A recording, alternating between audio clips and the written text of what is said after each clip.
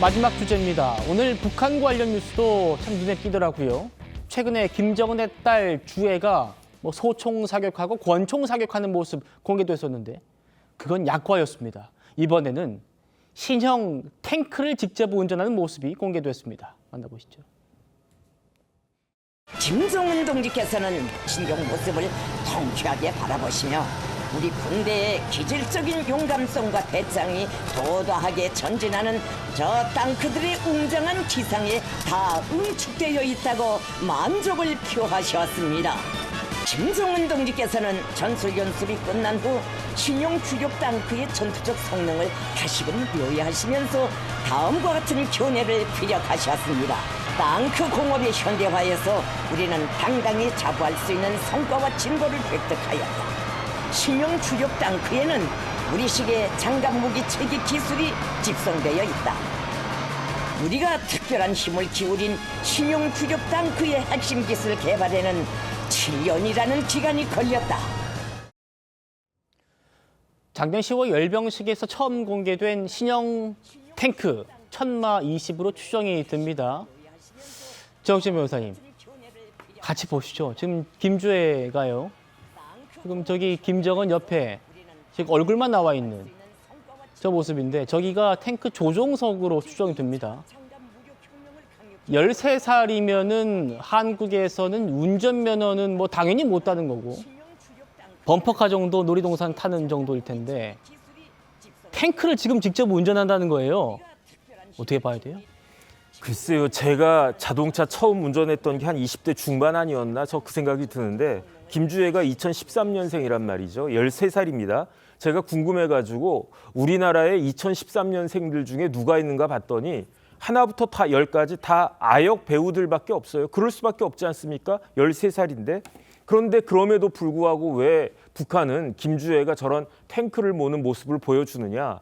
북한이야말로 아주 극단적인 선군주의 정권 아니겠습니까? 그러니까 지도자가 되려면 군을 이끄는 사람이 지도자가 돼야 된다. 그런 모습을 보여준다라고 하는 건데 그런데 그냥 얼핏 보면 굉장히 웃긴데요. 근데 곰곰이 생각해 보면 좀 섬뜩하다는 생각이 드는 게 왜 그런가?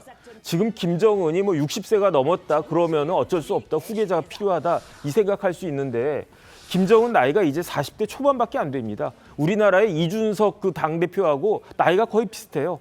그다음에 예. 김주애는 13살밖에 안 되는데 왜 아직도 창창한 지도자가 후계자를 내세우는가? 뭔가 일이 있는 거 아닌가? 그다음에 아무리 그렇다고 하더라도 북한이라고 하더라도 그 북한 같은 사회에서 어린 소녀가 차기 지도자로 이렇게 올라서는 것은 북한 주민들 입장에서도 있기가 어려운 그러한 일인데 왜 저렇게 무리한 수를 갖다 쓰려고 하는 것인지 이런 부분들에 대해서 굉장히 좀 찜찜하고 뭔가 좀 서늘한 그런 느낌이 드는 것도 사실 아닌가 싶습니다. 예, 13살 김주애가 무슨 면허증이 있겠습니까? 탱크를 몬다는 거예요. 그 옆에 김정은이 아주 기분 좋게 웃고 있는 연출된 거라고 해도 여러분 어떻게 보이세요? 이 사진도 보시죠. 2024년입니다. 2년 전에는 그 김주애가 탔던 자리에 보이십니까? 김정은이 머리만 내놓고 있어요. 김정은이 직접 신형 탱크를 조종하는 장면이 그때 공개가 된 겁니다. 차 교수님. 네. 그러니까 아빠가 앉았던 자리에 딸 지금 앉힌 거예요. 네. 어떤 의미로 봐야 됩니까? 우리가 소위 말하는 북한을 극장국가라는 표현을 많이 쓰거든요. 극장국가. 예, 그러니까 극적인 말 그대로 비상식적이고 비정상적인 쇼를 통해서 체제의 정당성을 높인다든지 아니면 절대 존엄의 서사를 쌓아가는 그러한 방식을 많이 이용을 하는데 그럼에도 불구하고 지금 오늘 보여주고 있는 저 장면들은요. 도저히 이해할 수가 없다는 거예요. 13살짜리가 탱크를 운전한다? 그런데 이 장면 바로 직전에 어떤 장면이 있습니까?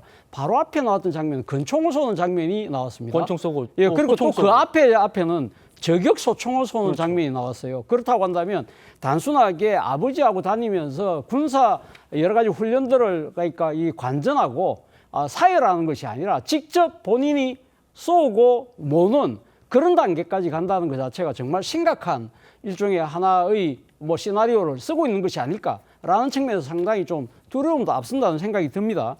그러나 그러니까 지금 북한의 정확한 의도는요. 제가 생각했을 때는 후계 세습 구도를 위한 준비가 착착 진행되고 있다는 생각이 듭니다. 그렇군요. 결국은 지금 김정은이 북한의 최고 군 통수권자잖아요. 그러니까 군 통수권자로서의 자질을 쌓아가고 있다는 것을 북한 주민들에게 알리는 것이고요.